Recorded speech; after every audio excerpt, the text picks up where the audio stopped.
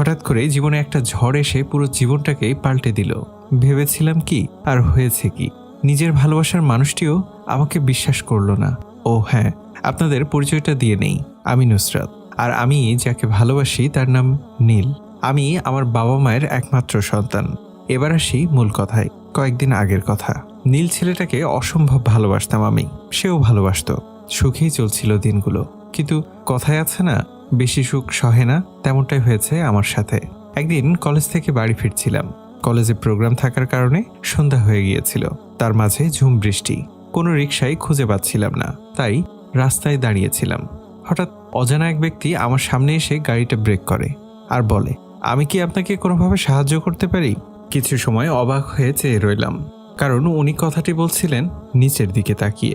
আমি বললাম, না ঠিক আছে, ধন্যবাদ। তিনি বললেন, আমাকে বিশ্বাস করতে পারেন, আর এই বৃষ্টির মাঝে গাড়িও পাবেন না। যদি কিছু মনে না করেন, আপনাকে বাড়ি পর্যন্ত পৌঁছে দিতে পারি? এবার আমার খুব রাগ হলো। আমি চেঁচিয়ে বললাম তো আমার কোনো সাহায্যের প্রয়োজন নেই, তারপরও কেন বারবার বিরক্ত করছেন? তিনি বললেন, ও দুঃখিত, ঠিক আছে, আল্লাহ হাফেজ বলেই উনি চলে গেলেন। আর আমি এই বৃষ্টির মধ্যেই হাঁটতে লাগলাম। কিছু দূর যাওয়ার পর একদল ছেলেদেরকে দেখতে পেলাম। ওরা আমার দিকেই আসছিল, ভয়ে আমার আত্মা বেরিয়ে আসার মতো। তারা বলছিল, দোস্ত কি সুন্দর দেখছিস মেয়েটা, আর আজকে ওকে উঠিয়ে নিয়ে যাই।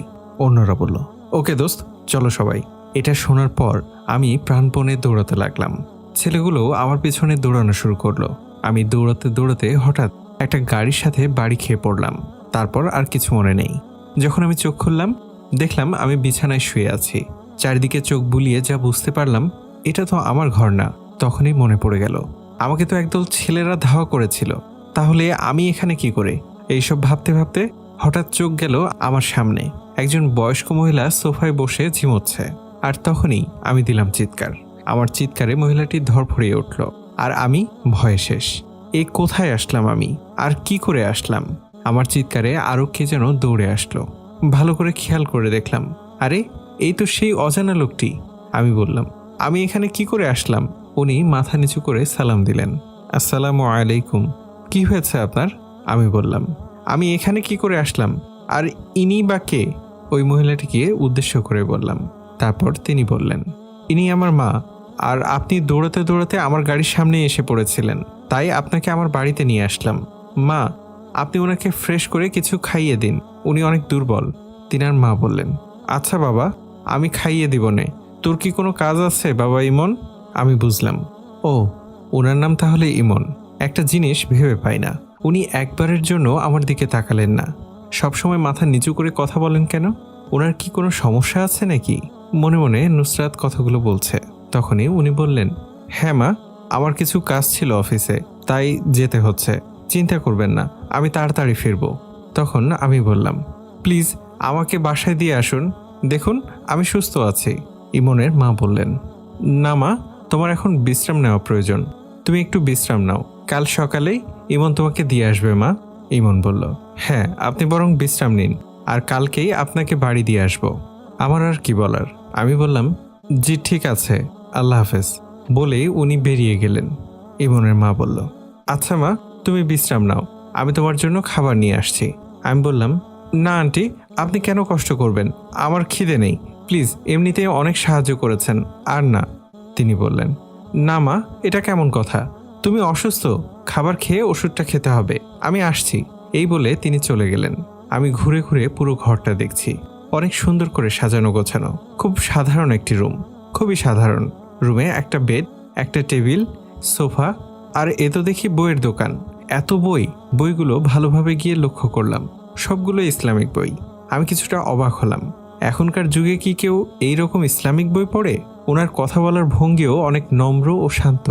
এতক্ষণে বুঝতে পারলাম ওনারা খুব ধার্মিক। একটু পরে সেই মহিলাটি আসলো, বলল, কি মা, তুমি উঠে গেলে কেন? তিনার কথাতেই হঠাৎ চমকে উঠলাম তার কণ্ঠে। পেছনে ফিরে দেখি আন্টি দাঁড়িয়ে আছেন, ওনার সাথে ছোট একটা ছেলে বাবুও দাঁড়িয়ে আছে। বাবুটা দেখতে খুব মিষ্টি। তিনি বললেন, তুমি কেন উঠলে মা, অসুস্থ শরীর নিয়ে? আমি বললাম, সমস্যা নেই আন্টি, ঠিক আছি আমি। তিনি বললেন, আচ্ছা এই নাও, খাবারটা খেয়ে নাও, খেয়ে ওষুধটা খেয়ে নিও, কেমন? আমি জি বলেই খাবারটা খেতে লাগলাম, কিন্তু হাতে প্রচণ্ড ব্যথা থাকার কারণে খেতেই পারছিলাম না। মনে হয় ব্যথাটা খুব বেশি পেয়েছি। মনে মনেই কথাগুলো বলছিলাম আমি। তারপর তিনি বললেন, আচ্ছা বুঝেছি, দাও আমার কাছে দাও, আমি খাইয়ে দিচ্ছি। এই বলে আন্টি আমাকে খাইয়ে দিতে লাগলেন। আমি তো অবাক হয়ে চেয়ে আছি। হঠাৎ আমার চোখটা ছলছল করে উঠল। তিনি বললেন, কিরে, রান্না ভালো হয়নি? কাঁদছিস কেন? আচ্ছা আমি আবার রান্না করে নিয়ে আসি। আসলে যে কি হলো, আন্টি কথাগুলো বলছিলেন আর আমি ওনার দিকেই অবাক হয়ে চেয়ে আছি। কারণ এই রকম আদর করে আমার মাও আমাকে কখনো খাইয়ে দেয়নি। তাই মূলত কান্না চলে আসলো। আমি বললাম, আরে আন্টি কি বলছেন? হঠাৎ করে এত আদর পেয়ে সুখে কান্না চলে আসলো। আর অচেনা অজানা মানুষকে এত আদর কেউ করে? আমি আপনাদের দেখে সত্যিই অবাক হচ্ছি আন্টি, আপনারা অনেক ভালো। তিনি বললেন, আরে মা কি যে বলো না, মেহমানদের সাথে ভালো ব্যবহার করার কথা আমাদের নবী মোহাম্মদ সাল্লাল্লাহু আলাইহি সাল্লাম বলে গেছেন। এতে আল্লাহ অনেক খুশি হন। নাও তো, খেয়ে নাও। আন্টি আমাকে খাইয়ে দিয়ে ওষুধটা খাইয়ে দিলেন। আর পিচ্চিটা এতক্ষণ শুধু তাকিয়েছিল। এখন সে আন্টিকে বলল, দাদু ইনিকে, আর আমাদের বাসায় কি করছেন? ইমনের মা বলল, ইনি তোমার এক আন্টি দাদু ভাই, ওনাকে সালাম দাও। ওনাকে সালাম দিলে না যে? বাচ্চাটি বলল, ও আমি ভুলে গেছি, আসসালামু আলাইকুম। মুচকি হেসে জবাব দিলাম, ওয়ালাইকুম আসসালাম। এই ঘরের প্রত্যেকটা মানুষ এত সুন্দর করে কথা বলে, সবাই এত ভদ্র, পিচ্চিটাও কত সুন্দর করে কথা বলতে পারে। আমি তো তাদের যতই দেখছি ততই অবাক হচ্ছি। তারপর ইমনের মা বলল, আচ্ছা মা তুমি এখন শুয়ে পড়ো। আমি বললাম, আন্টি পিচ্চিটা কি ইমনের ছেলে? ইমনের মা বলল, আরে না মা, ও বড় ভাইয়ের ছেলে। আমি বললাম, ও আচ্ছা। আন্টি বলল, দাদু ভাই চলে এসো, আন্টি এখন ঘুমাবে। বাচ্চাটি বলল, না আমি আন্টির কাছে থাকবো, বলেই জেদ করা শুরু করলো। এই বলে পিচ্চিটা আমার কোলে চড়ে বসলো আর জেদ ধরা শুরু করলো। আমি বললাম, থাক না আন্টি, আমার কোনো সমস্যা হবে না। একটু পর আসসালামু আলাইকুম সালাম করে রুমে প্রবেশ করলো কেউ। কণ্ঠটা শুনে আবারও চমকে উঠলাম।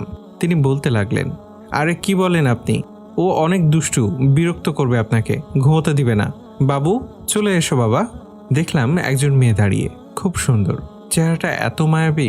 বুঝতে পারলাম উনি মূলত বাবুর আম্মু। আমি বললাম, না না ঠিক আছে, সমস্যা নেই, থাকুক আমার কাছে। বাবুটাও বলে উঠল, না আমি আন্টির কাছেই থাকবো। একটু পর ইমনের মা বললেন, ও তোমাকে পরিচয় করিয়ে দেই, ও হচ্ছে ইমনের ভাবি। আমি বললাম, জি আসসালামু আলাইকুম। তিনি বললেন, ওয়ালাইকুম আসসালাম। তারপর তিনি বললেন, বোন তোমাকে সে বিরক্ত করবে, তুমি অসুস্থ, তোমার বিশ্রাম নেওয়া দরকার, আমি ওকে বুঝিয়ে নিয়ে যাচ্ছি, তুমি ঘুমিয়ে পড়ো। এই বলে উনি বাবুকে নিতে চাইল। বাবুটা কান্না শুরু করলো। তখন আমি বললাম, জি না ঠিক আছে, ও আমার কাছে থাকুক, আমার সমস্যা হবে না। আর কোনো উপায় না দেখে ভাবি আর আন্টি বললেন, আচ্ছা ঠিক আছে, বিরক্ত করলে আমাদের ডাক দিও, আল্লাহ হাফেজ। এই বলে ওনারা বেরিয়ে গেলেন। আর আমি বাবুটার সাথে কিছুক্ষণ খেলা করলাম, কারণ পিচ্চিদের আমার অনেক ভালো লাগে। আর বাবুটা তো অনেক কিউট, তাই আর যেতে দিলাম না। কিছুক্ষণ পর ও আমার কোলে চড়ে ঘুমিয়ে গেল। হঠাৎ আমার মনে পড়লো, আরে নীলকে তো আমি ফোনই করিনি আজকে। হায় আল্লাহ, না জানি কি টেনশনটাই না করছে বোধহয়। ইস, আমি যে কি করে ওর কথা ভুলে থাকতে পারলাম। এই বলে মোবাইলটা খুঁজতে লাগলাম। দেখলাম টেবিলের উপর মোবাইলটা রাখা। মোবাইল হাতে নিয়ে নীলকে কল করলাম। রিং হচ্ছে। এ কি, নীল কেন ফোন ধরছে না? দেখি আরেকবার ট্রাই করি।